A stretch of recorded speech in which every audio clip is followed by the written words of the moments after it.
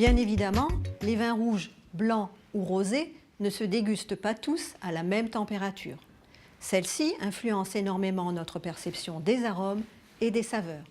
Voyons ensemble les températures de service pour une dégustation optimale.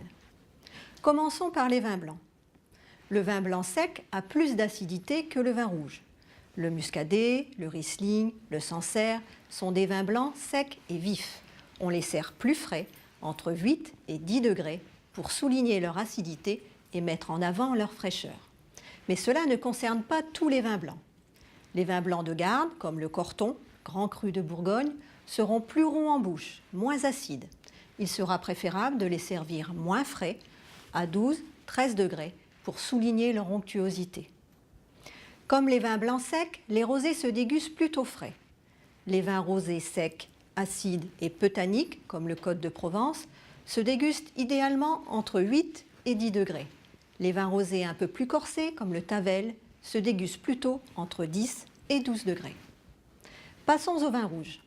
Les vins rouges sont plus riches en tanins et plus faibles en acidité. Cela implique une température de service plus élevée que le vin blanc. Les vins rouges légers, moins tanniques, comme le Beaujolais ou le Saumur Champigny, pourront être servis plus frais, à 13 ou 14 degrés.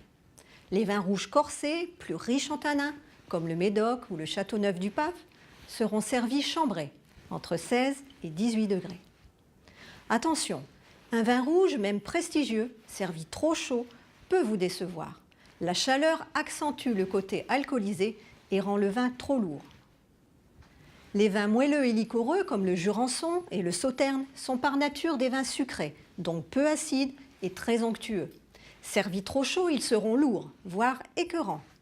La température idéale de service se situe entre 7 et 10 degrés. Terminons par les vins effervescents, comme le champagne, le crémant ou le mousseux. À l'acidité des vins blancs s'ajoute ici l'effet pétillant des bulles. Un vin effervescent servi trop chaud va mousser de façon incontrôlée. Les champagnes et crémants courants, acides et vifs, seront servis très frais, de 7 à 9 degrés. Comme pour les grands vins blancs, il existe de grands champagnes, premier cru, grand cru ou encore millésimés.